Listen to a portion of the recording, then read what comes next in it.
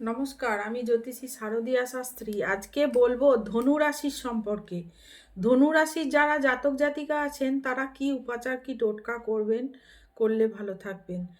আপনাদের আরাধ্য দেবতা হচ্ছে শিব। শিবের মাথায় প্রত্যেক দিন জল ঢালুন, প্রত্যেক দিন শিবের মাথায় জল ঢালুন। আর 21টা সোমবার পালন করতে হবে আপনাদের। নিরামিষও খেতে হবে। 21টা সোমবার যেমন বাবার মাথায় জল ঢালতে হবে, তেমনি অতি অবশ্যই আপনাদের নিরামিষ খেতে হবে। 21 সোমবার 5টি ফলও দান করতে হবে শিব মন্দিরে। কোনো পুরোহিতের কাছে বা মন্দিরে হোক, আপনারা নিখুঁত 5টা ফল আপনারা দান করবেন। সোমবার দিন 21টা সোমবার করবেন। 21টা সোমবার পালন করতে হবে, নিরামিষ খেতে হবে। বাবার মাথায় জল তো প্রত্যেক দিনই দিতে হবে, কারণ বাবা হচ্ছে আপনাদের, মহাদেব হচ্ছে আপনাদের আরাধ্য দেবতা। আর 21টা কি বলবো, 5টি ফল আপনারা 21টা সোমবার দান করবেন শিব মন্দিরে। এবং আপনাদের ছায়াদানও করতে হবে। একটি কাঁসার বাটি নেবেন, সেই বাটির মধ্যে আপনারা খানিকটা সর্ষের তেল দেবেন।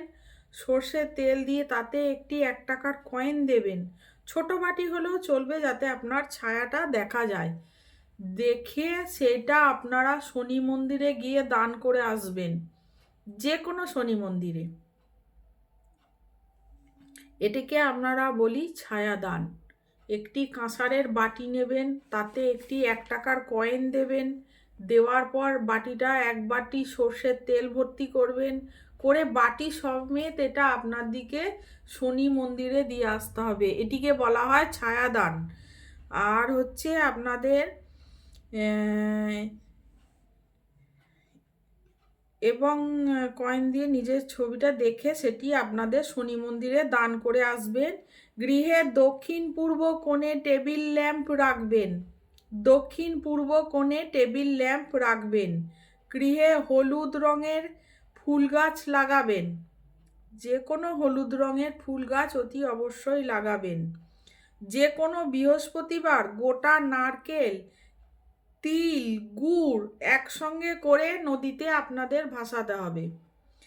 একটা গোটা নারকেল, একটু তিল, একটু গুড় নিয়ে যে কোনো প্রবাহিত জলে আপনাদের ভাসাতে হবে।